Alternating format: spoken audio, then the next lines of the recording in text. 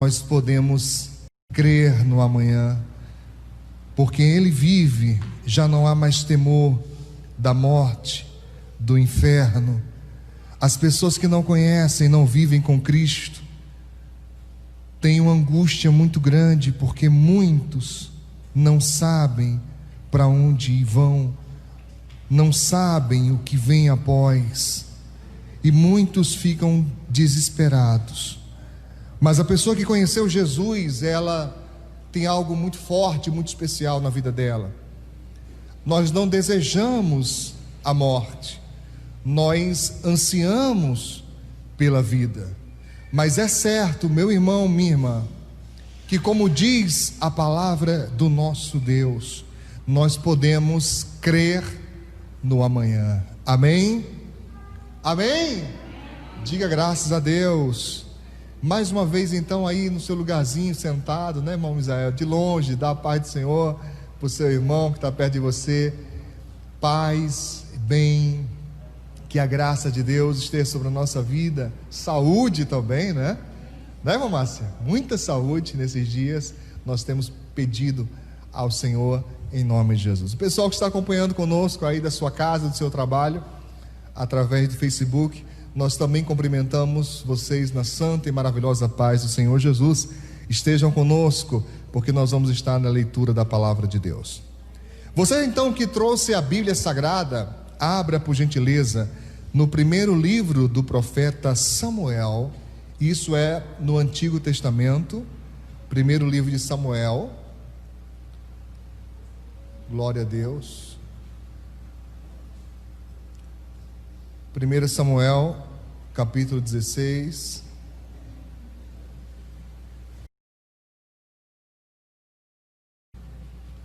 Os irmãos confirmaram lá, pastora, que está tudo ok, deu certo? Confirmaram? Glória a Deus. Vamos então à leitura da palavra do Senhor. Primeiro livro do profeta Samuel, capítulo 16, no nome de Jesus. Antigo Testamento. Muito obrigado. Quem achou?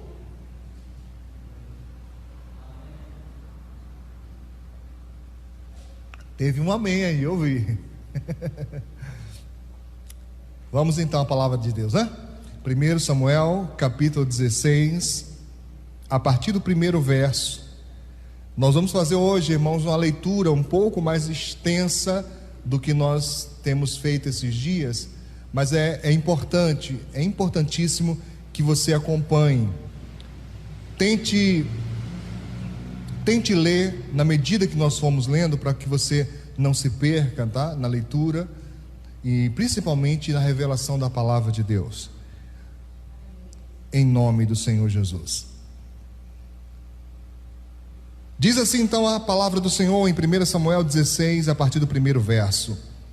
Então disse o Senhor a Samuel: até quando terás dó de Saul, pena de Saul, havendo-o eu rejeitado, para que não reine sobre Israel? Enche um chifre de azeite e vem. Enviar-te-ei a Jessé o belemita, porque dentre os seus filhos me tenho provido de quê? De um rei. Porém, disse Samuel: como irei eu? Pois ouvindo Saul me matará. Então disse o Senhor: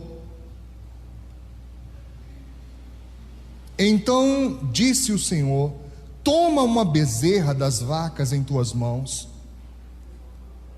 e dize: vim para sacrificar ao Senhor. E convidarás a Jessé ao sacrifício, e eu te farei saber o que hás de fazer, e ungir-me-ás a quem eu te disser. Guarde isso por gentileza.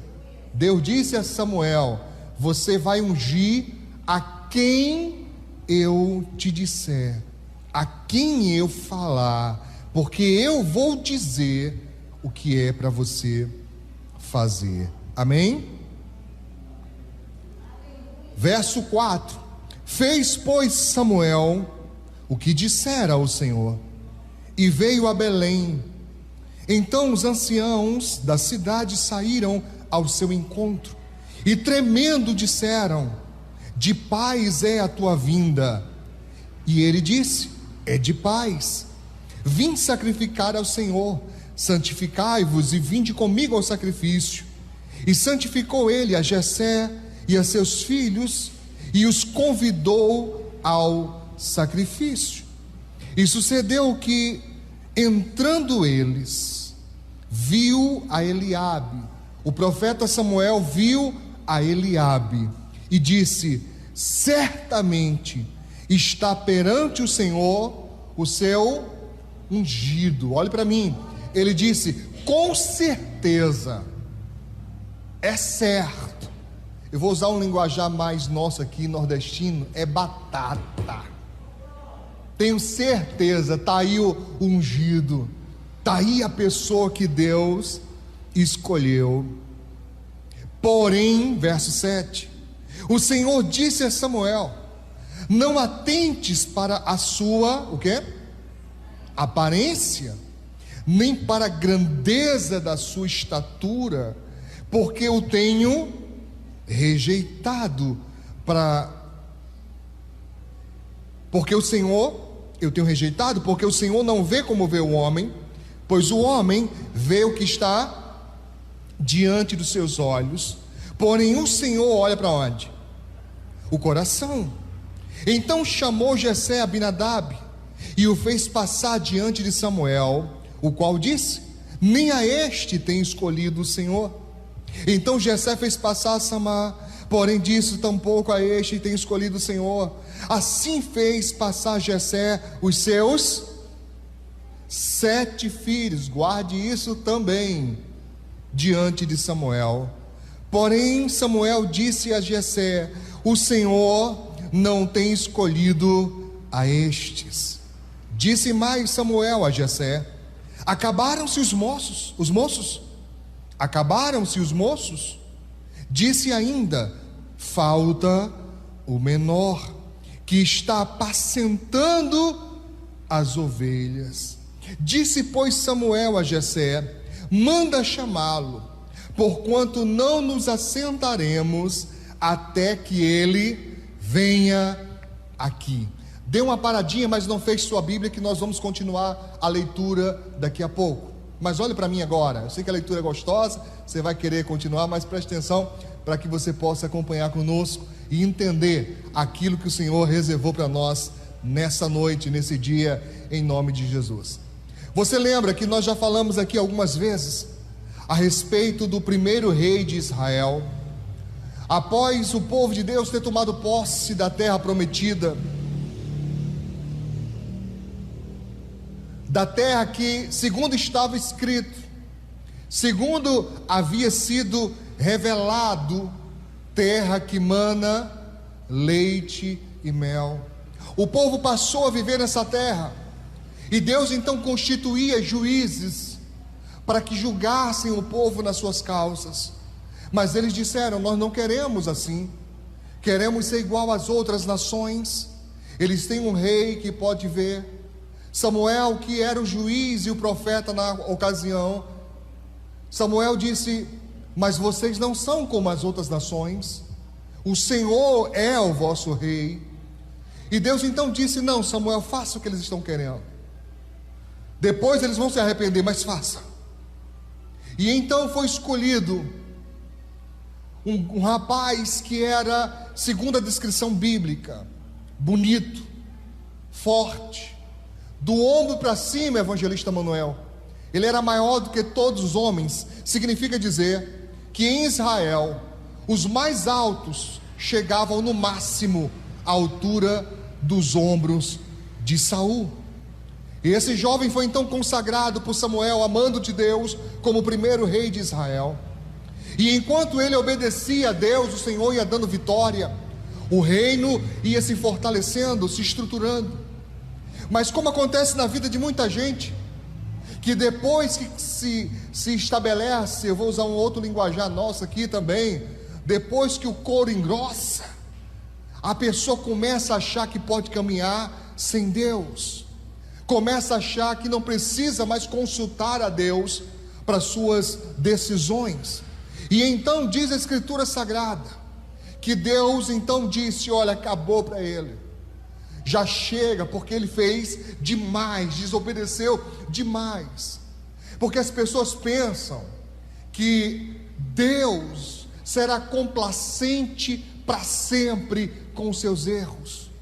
Não confunda o amor de Deus, repito, não confunda o amor de Deus, a graça de Deus, com complacência.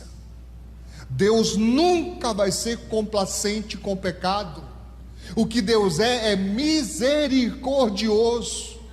Ele dá tempo para que a pessoa ouça a palavra, Ele dá tempo para que a pessoa deixe a palavra penetrar no seu coração, se arrependa dos seus maus caminhos, se converta e, como diz a Bíblia, e viva. Mas alguns acham que não, como fez uma vez não deu errado, fez a segunda vez. Quando eu falo fez, entenda, pecar.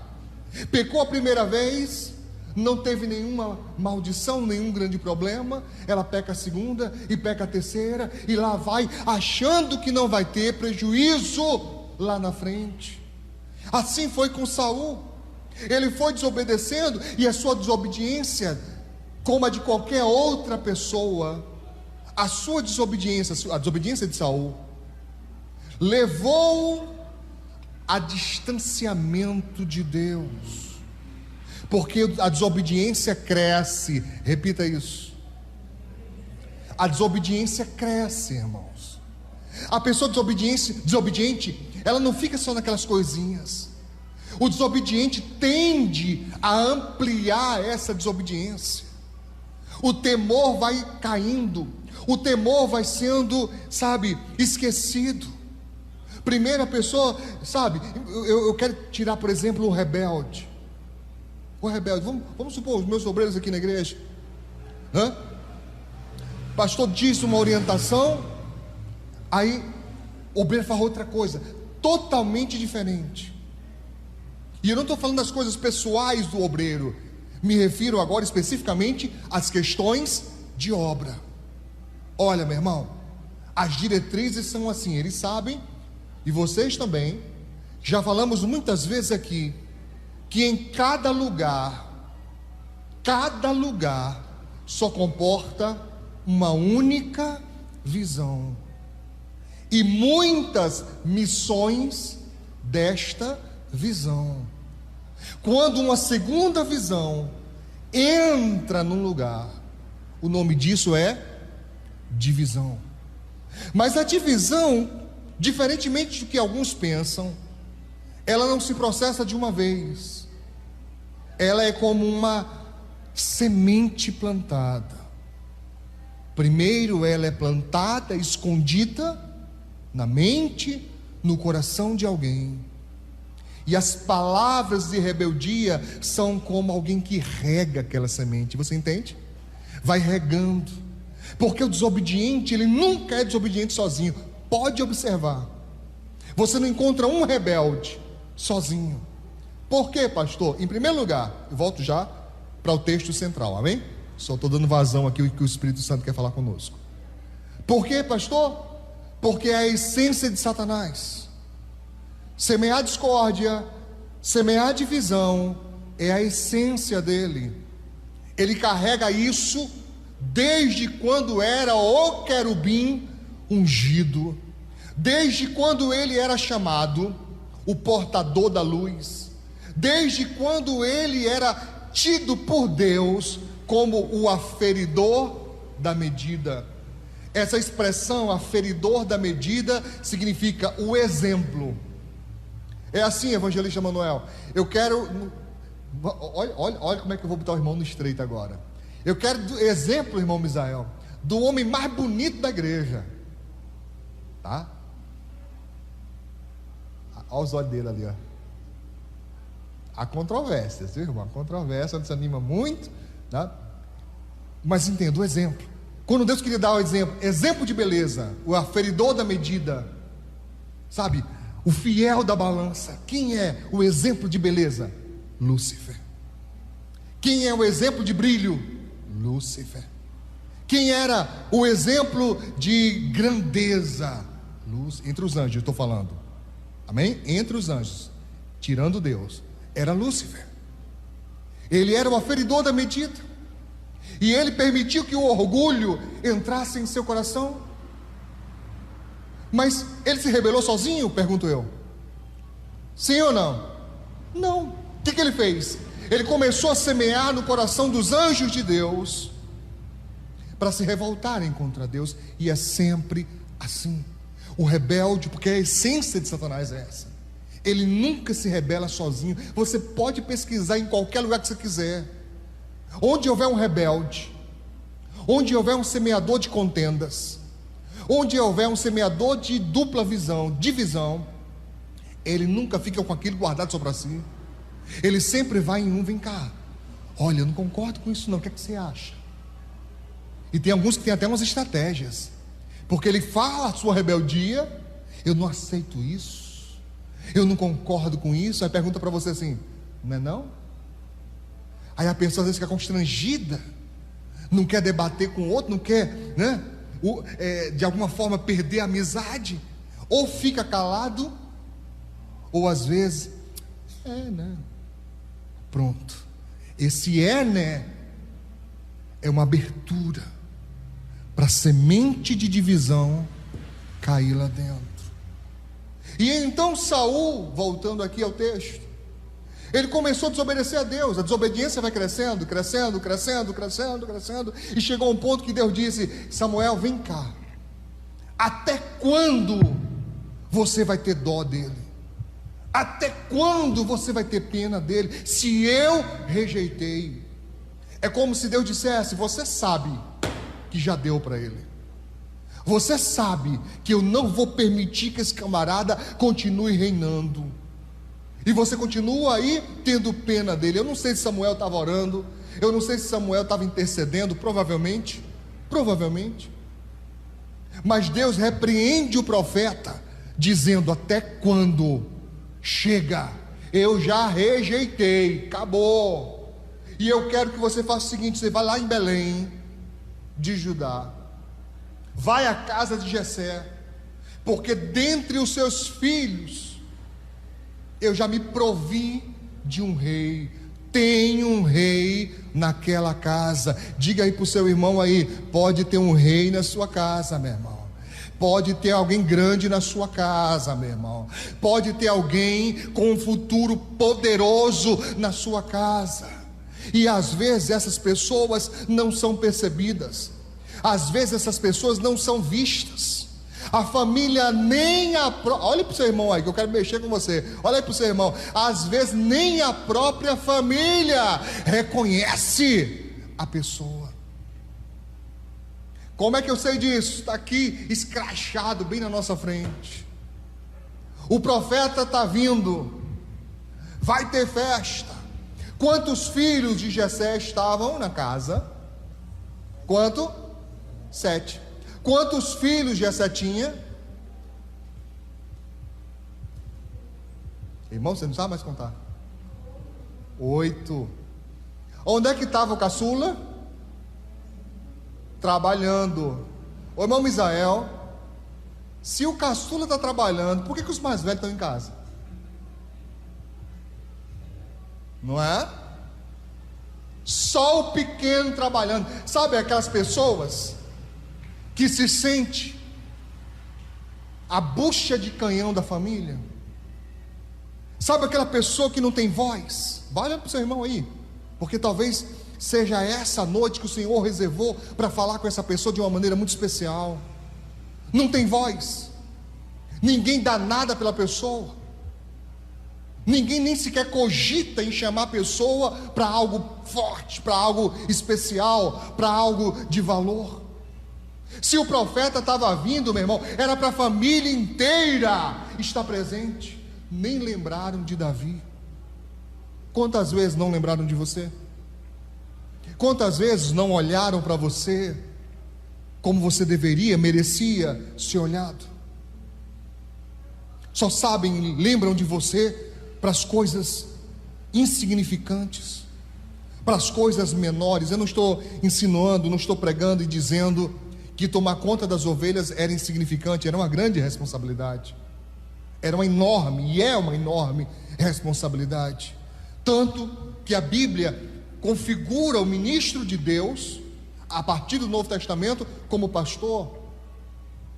É uma grande responsabilidade. Mas eu falo a pessoa que em casa só lembram dela para lavar roupa, só lembram dela para lavar louça, só lembram dela para pôr o lixo para fora, só lembram dela, sabe, para machucar, para humilhar, para chamar a pessoa de burra.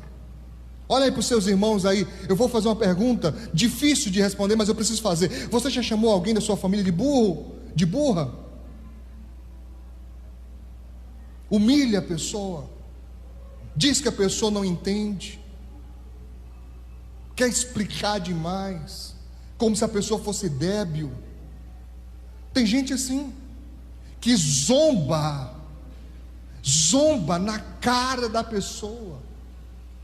E o zombar, eu não estou falando só de você, sabe, gargalhar. Às vezes você está sério, mas zombando da pessoa.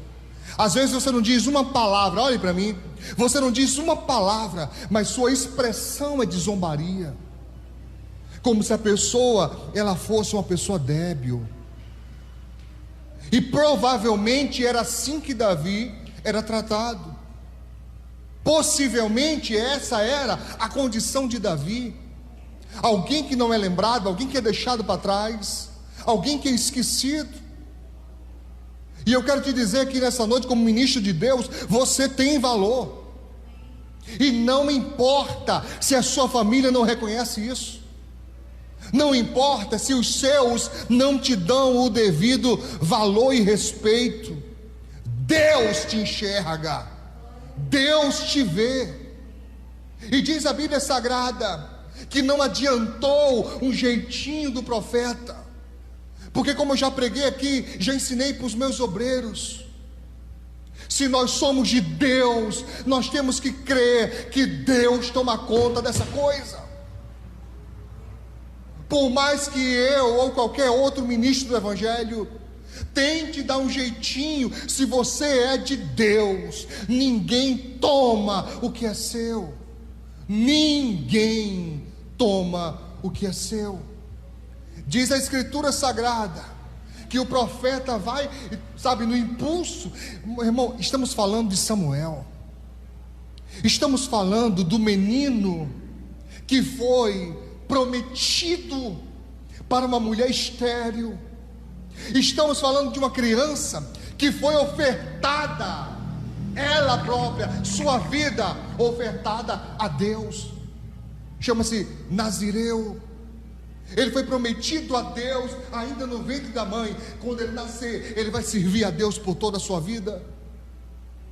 E era assim Samuel, um prometido, um ungido, um homem de experiência, um juiz, alguém que tinha aliança com Deus, intimidade com Deus. Mas isso não impede que a pessoa cometa falhas.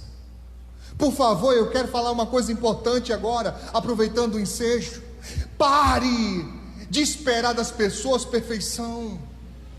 Pare de achar que as pessoas têm que ser perfeitas, porque isso é uma hipocrisia sem tamanho. Você exigir do outro o que nem você consegue fazer, o que nem você consegue ser. Para ser justo, para ser bem justo, você só poderia cobrar do outro o que você faz.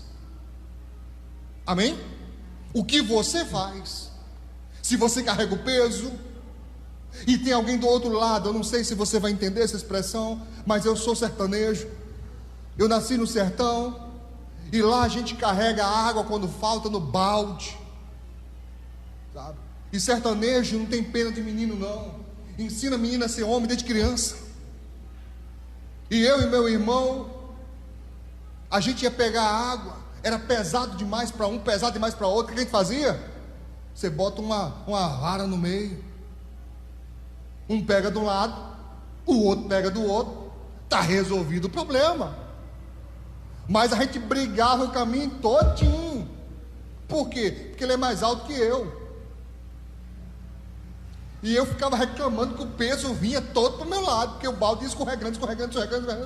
Quando pensava que não estava o balde aqui, e ele bem de boa, carregando, e eu que reclamando. Você pode reclamar quando você está fazendo. Você pode chegar para o outro e dizer: ei, vamos ajustar esse negócio aí, meu filho. Ajusta esse negócio, está errado isso. Mas se você não faz, se você não é perfeito, como é que você ousa cobrar do outro a perfeição que nem você faz? Sabe que existe uma classe de pessoas na Bíblia que faziam isso? Eram chamados de fariseus. Era um tipo de autoridade em Israel.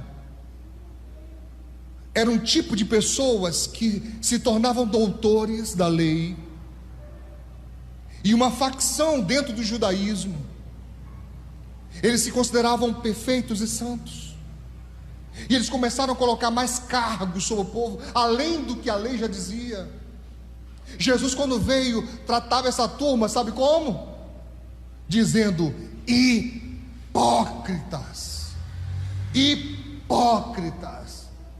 porque vocês nem com um dedo querem tocar naquilo que vocês põem sob carga em cima dos outros. Hipócritas, foi como Jesus chamou.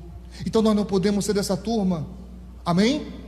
Não vamos ser complacentes com o erro, não vamos ser, pessoas que aceitam o pecado, não é isso que eu estou falando. Mas entenda, a coisa tem que ser justa, e não era com Davi. 7 homens em casa e o menino trabalhando. Isso revolta qualquer um. Mas tem um segredo nisso, que Davi sabia, creio eu, a Bíblia não descreve, eu estou supondo, que Davi sabia por revelação de Deus. Só foi dito lá no Novo Testamento: irai-vos, mas não pequeis. Aí, olha que interessante. Mesmo revoltado com a situação, mesmo não aceitando a situação, você não pode perder a linha, você não pode perder a direção, você não pode quebrar uma lei para justificar uma injustiça. Você está me entendendo, sim ou não? Quebrar uma lei para justificar uma injustiça. Davi continuava trabalhando e fazia o melhor. Está provado na Bíblia que ele fazia o melhor. Como é que eu sei disso? Simples. Ele conta depois de Saul, lá na frente, bem lá na frente, que quando um leão foi pegar uma ovelha do pai de Davi, irmão Misael, é fenomenal. Esses dias eu estava ouvindo o pastor Cláudio Duarte, o Cláudio estava dizendo assim: pastor Cláudio, olha isso, Manel, leão é bicho que você corre dele na frente, ele vem e você corre. Com Davi foi o contrário, era o leão fugindo, Davi atrás, correndo atrás do leão para tomar a ovelha de volta. Amém? Que coisa fenomenal. Diz a Bíblia que ele pegou da juba do leão, agarrou o bicho pela barba, meu irmão, e dizendo: não leva não. Ora, imagina-se que a ovelha já devia estar até morta. Uma bocanhada de um leão, uma só bocanhada já era. Ovelha, já era. Para Davi isso importa? Não importa nem um pouco se ela já está morta. É minha, aliás, é do meu pai, não é sua, não leva. Está sobre a minha responsabilidade. Significa dizer alguém que leva a sério aquilo que faz. Significa dizer alguém que, se você dá um encargo, você dá uma tarefa, a pessoa faz aquilo, como diz a Escritura, com todas as suas forças. Claro que ele exagerou, é claro que não vale a vida de um filho, uma ovelha, mas o que prova nisso? Prova o senso de responsabilidade de um garoto ainda perante o Senhor seu Deus. Isso chamou a atenção de Deus, irmãos. Isso chamou a atenção de Deus. Que garoto fantástico. E Deus disse: não é esse, não é esse. Deus poderia ter dito logo direto, né? Ó, é o menor. Você chega lá e procura o caçula. Deus não diz nada, porque Deus quer dar uma lição em Samuel. É como quem diz assim: Samuel, Samuel, Samuel, tu já é homem velho já, mas você ainda tem muito o que aprender. Essa semana eu pregava, eu repito hoje: nunca diga eu já sei, porque não se enche um copo cheio. Se está cheio, não cabe mais. Diga para o seu irmão, mesmo de longe: mantenha espaço na sua vida para Deus. Esteja sempre disposta a aprender. Amém? O homem Israel, um dia desse, uma pessoa chegou para mim e falou assim: pastor, fulano de tal diz que sabe muito, e diz que aprendeu tudo com o senhor. Queria dizer assim: sabemos igual. Tudo que o senhor tinha para ensinar ele já aprendeu. E eu disse para o irmão: eu ensinei para ele tudo que ele sabe, mas não tudo que eu sei. Se um dia você entender isso, nascerá dentro de você um espírito humilde, aberto a aprender o que o Senhor tem para falar, por um único motivo. Guarde isso em nome de Jesus. Guarde isso. Qualquer pregador, qualquer líder ou pastor ou pastora, qualquer pessoa que está sendo usado por Deus para ensinar, é um mero canal. Repete: é um mero canal, igual um fio desse. Ele não é responsável por gerar nada, ele não é responsável por ofertar nada, ele apenas transmite. É um mero canal. No dia que você entender isso, você nunca vai dizer eu sei. Claro, eu estou falando, quando eu digo eu sei, eu estou me referindo no sentido de não preciso mais aprender. Claro que se você toma uma lição, você aprende, e não é para negar que aprendeu. Aprendi, glória a Deus, essa lição já aprendi já. Mas tem mais. Tem outra fase da sua vida que você ainda não acessou. Repete isso em nome de Jesus. Existe outra fase na minha vida que eu ainda não acessei. Significa dizer, queridos, preste bem atenção, que quanto mais maduro você fica, mais as fases são complexas, porque Deus assim estabelece. Deus não pede a uma criança como aquela linda pequenina maravilhosa ali de lacinho rosa e máscara rosa, que o pastor ama tanto, tá? Deus não vai cobrar de uma criança como essa a resolução de trigonometria. Pergunta para o seu irmão: o que é trigonometria? Deve ser algum prato com trigo, né, pastor? Alguém pensa assim, né? Deus não vai exigir da criança.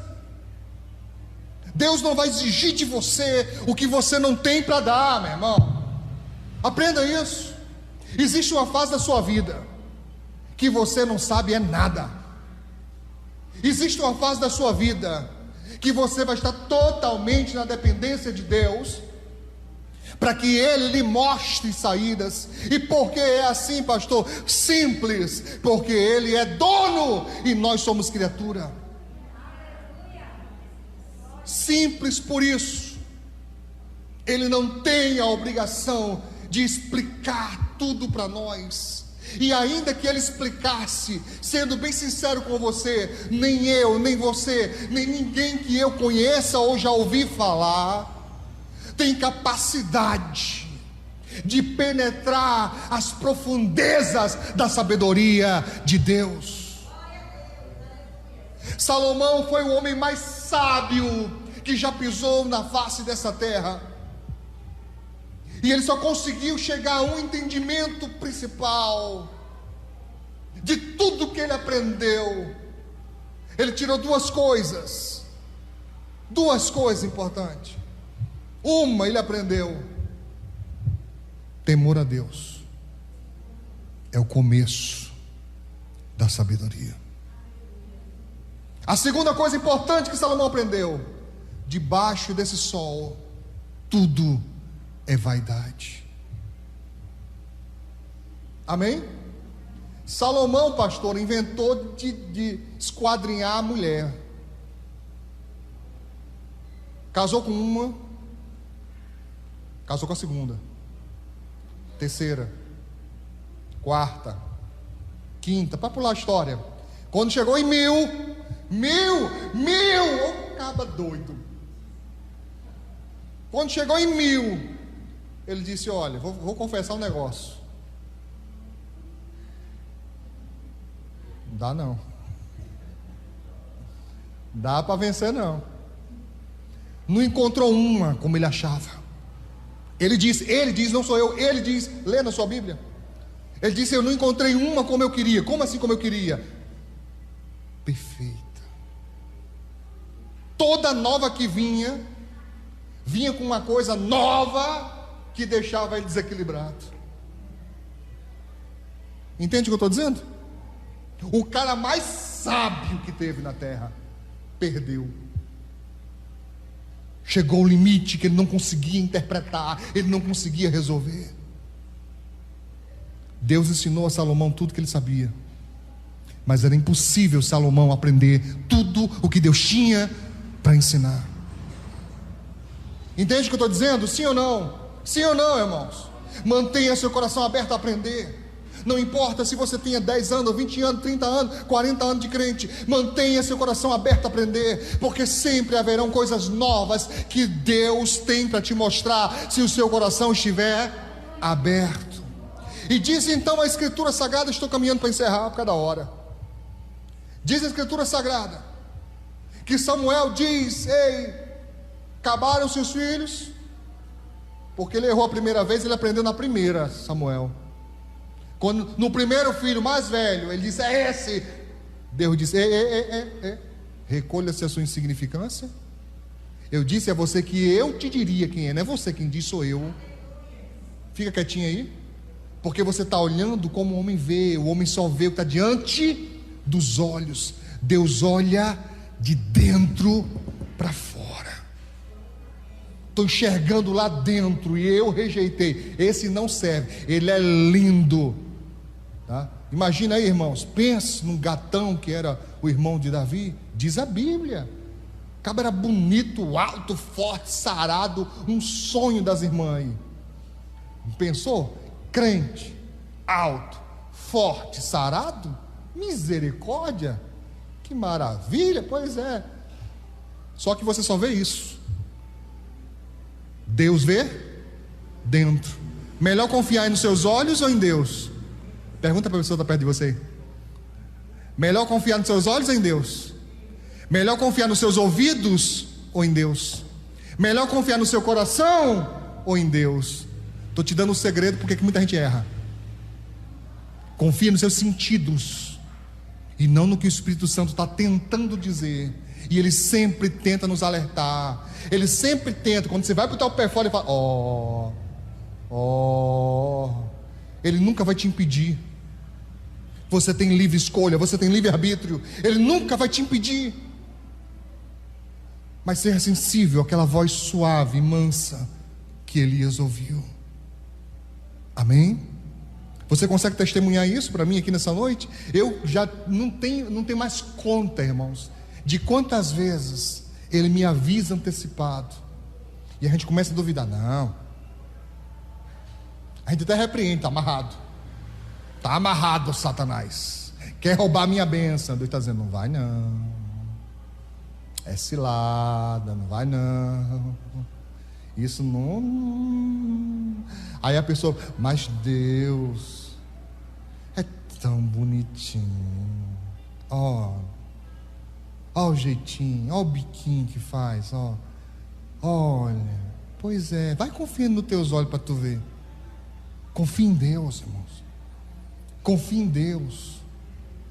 Acabou que pode até não ser lá essas coisas todas, meu filho, mas Deus faz uma obra. Você vai ajeitando para cá, porque às vezes o cabo chega meio mocorongo mesmo, né? Aí você ajeita, fala: meu filho, olha, não é assim que veste a camisa não, meu filho, é assim. Olha, deixa eu só te falar uma coisa para você, não se magoe não, tá? Mas camisa vermelha e calça cor de abóbora não fica bem. Deixa eu te falar, vamos trocar aqui. Aí você vai ajeitando, ajeita aqui, ajeita ali. Daqui a pouco o cara tá uma bênção, tá? Não virou, mas tá aceitável, tá um negócio bacaninha, em nome de Jesus. Deus disse a Samuel: Samuel, não é nenhum deles. Samuel pergunta a Jessé: Jessé, acabaram-se os moços? Não tem mais filho não? Não quer dizer que é pouco filho, né? 7. Mas acabou, não tem mais não, porque tem um negócio estranho. Está o profeta agora desequilibrado. Deus disse que tem rei aqui dos filhos de Jessé. Os filhos de Jessé passam na minha frente e Deus não diz qual deles é o rei. Tem um negócio estranho. Irmãos, quando a coisa estiver estranha, diz a pastora Ludmila Ferber na sua canção: quando tudo parece estranho ao seu redor, buscar sua face é preciso. Busca a direção de Deus. Deus falou que é, não duvide, não duvide, não desista. Mas está tudo fora do conforme, se volta para Deus.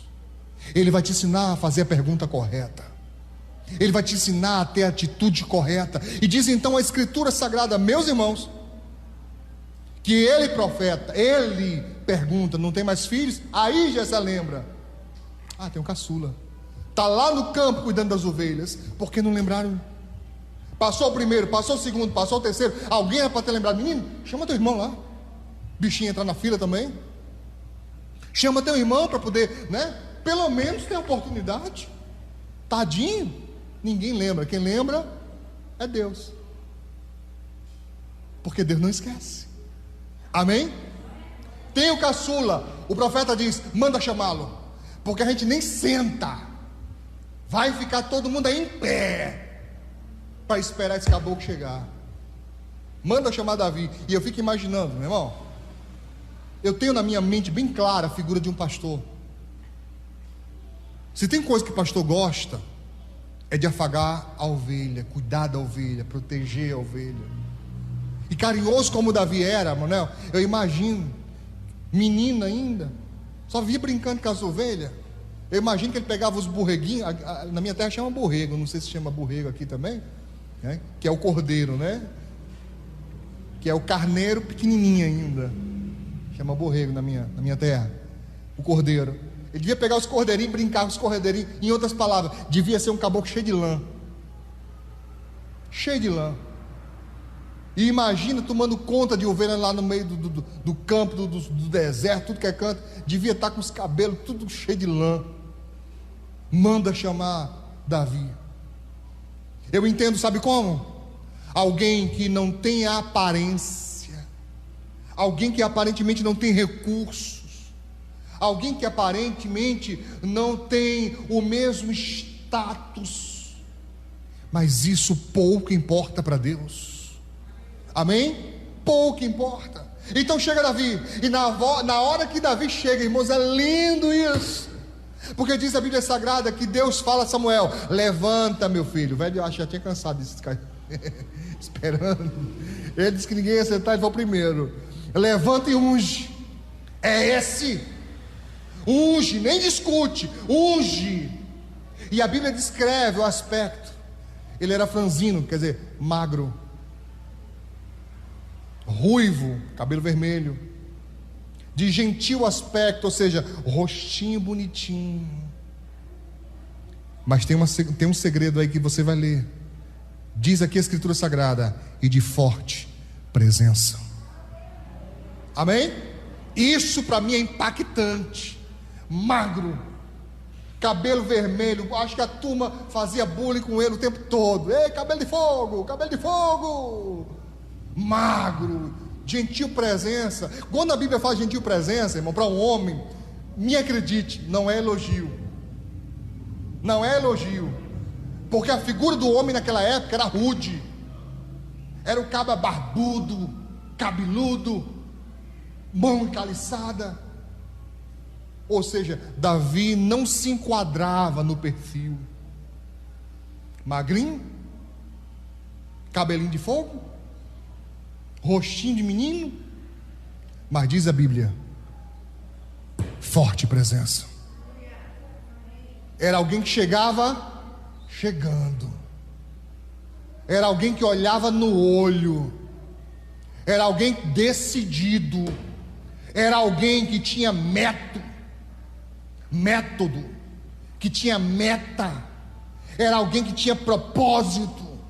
Era alguém que tinha palavra. Deus diz, levante um e esse camarada, é esse o rei. Samuel não tem o que fazer, vai desobedecer a Deus?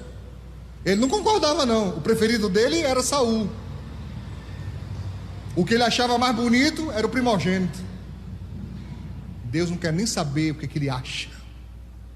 E se eu disser para você, olha para mim, onde é que eu vou me meter agora, Jeová? Se eu me boto em cada uma. Mas eu vou falar, se eu mando eu falo. Deus não quer saber o que você acha. O que você acha para Deus não vale nada, porque Deus não faz as coisas de acordo com o que você acha. Deus não tem que dar satisfação a você de nada. Ele é Deus, aprenda isso. Ele é Deus. Ele é Deus. Ah, mas eu não acho que era para ser assim. Problema, meu filho. Se Deus diz que é. Uma vez eu falei para os obreiros, preste atenção. Se um dia eu disser para você, derrube essa porta, você não tem que chegar para mim e dizer, pastor, mas eu não concordo que a porta é cara. Pastor, eu não concordo porque, claro que eu não vou mandar, irmãos, eu estou falando de maneira hipotética, tá? Se um dia eu mandar derrubar a porta, eu não estou bem no juízo, evidentemente, mas eu só estou dando um exemplo exagerado, um hipérbole, só para você entender. Se eu disser uma coisa que você não concorda, entenda, eu continuo sendo apenas um mero canal. Com quem que você está lutando? Contra a vontade de Deus. E é isso que muitos perderam o discernimento. Estou falando aqui na igreja não, estou falando na cristandade como um todo. Muitos perderam esse entendimento. Olha onde é que eu vou pisar agora. Muitos querem fazer da igreja um regime democrático. Se eu disser para você que isso não funciona no cristianismo, cristianismo não é democracia. Cristianismo é extensão do reino. Reino não é a maioria que decide, é Deus. É Deus. Ele continua sendo dono. Ele continua com o mar, a terra, como escabelo dos seus pés. Ele continua sendo aquele que mede o universo em palmos. Em palmos, Manel, em palmos. Você já parou para entender o tamanho desse Deus? Em palmos, o universo. A gente não consegue, irmãos, medir a olhos vistos nem a nossa galáxia. Existem bilhões delas. E Deus mede isso a palmos. 1, 2, 3. Aí um Deus tão grande tem que se submeter a você? Você tem que concordar com a decisão dele? Você tem que assinar o cheque dele? Deus estava ensinando a Samuel: quando eu disser para você que tem rei, tem rei. Não importa se você não está vendo.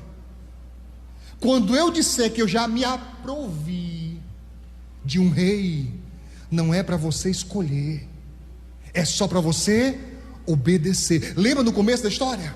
Deus disse: você vai fazer o quê? O que eu mandar. Você vai ungir a quem? A quem eu disser. Se Deus não disse, espera. Não, mas tem esse aqui que serve. Não importa. Toda vez que o homem tenta ajudar Deus, dá errado. toda vez dá errado, obedece, meu irmão, e Deus vai abençoar. Diz a Escritura Sagrada, estou terminando, perdoe a hora, que ele unge Davi no meio dos seus irmãos. Ele não foi lembrado na hora que Samuel chegou, mas Deus dá um jeito nisso. Deus está dizendo para os irmãos de Davi: está vendo o cabelinho de fogo? Está vendo o rostinho de menino? Está vendo o magrelo? Eu escolhi ele e não vocês. Aquela cena, eu tenho certeza que nunca mais saiu da mente daqueles homens. Aquele menininho que ninguém dava nada por ele, Deus viu nele o rei. E se parasse por aí já estava ótimo, já estava maravilhoso. Mas sabe como é que é o testemunho de Deus em relação a Davi? Termino dizendo o que Deus disse: achei a Davi, homem segundo o meu coração. Aplauda o Senhor Jesus bem forte. Aplauda Ele bem forte, em nome de Jesus. Glória a Deus. Aleluia. Oh, aleluia. Homem segundo o meu coração, ou seja, do jeito que eu queria um rei, eu achei nele. O que é que você aprende com isso? Não é o que você quer, não é o que você acha. Deixa Deus reinar, deixa Deus dirigir. Quando você chegar na próxima fase da sua vida, que você olha para um lado e para o outro e fala: meu Deus, eu não conheço nada aqui. Aonde é que atira? Onde que é a saída? Onde que eu ganho nova vida? Estou brincando com os meninos do videogame. Não conheço nada, meu Deus, estão atirando em mim, misericórdia, ai, para onde é que eu vou? Tem gente assim, não sabe o que fazer, nem para onde ir, perdido mais que tudo. Você está entrando em uma nova fase, e se tudo parece estranho ao redor, busca a face de Deus. Ele conhece tudo, Ele sabe tudo, e Ele só precisa que você confie nele, como você diz que confia, que você entregue sua vida a Ele, como você diz que já entregou, que você renda o seu coração, a sua alma, o seu espírito a Deus, rendido aos pés da cruz, como você já falou tantas vezes. Porque você tem brincado de cabo de guerra com Deus. Você diz: só tem a direção da minha vida, mas você fica puxando toda hora: eu quero ir para cá, eu quero ir para cá, eu quero ir para cá. Nós somos ovelhas. Se você quer conhecer uma ovelha, quer descobrir se alguém é ovelha, olhe quem está na frente dela. Olha quem está na frente dela, a quem ela segue. Porque as ovelhas de Deus, diz a Bíblia, elas conhecem a voz do seu pastor. E por favor, não estou falando de mim, eu estou falando de Jesus. Elas conhecem a voz do seu pastor, e é exatamente por conhecer a voz do seu pastor que ela respeita tudo que Deus determina, tudo, porque sabe que o Senhor sempre vai querer para ele e para ela o melhor. Amém? Amém? Quantos cabelinhos de fogo, quantos magrinhos, quantos gordinhos, quantos baixinhos, quantos altinhos, não importa o estereótipo. Se as pessoas não reconhecem você, Deus continua te vendo. Que Deus abençoe a todos no nome do Senhor Jesus. Vamos aplaudir mais uma vez.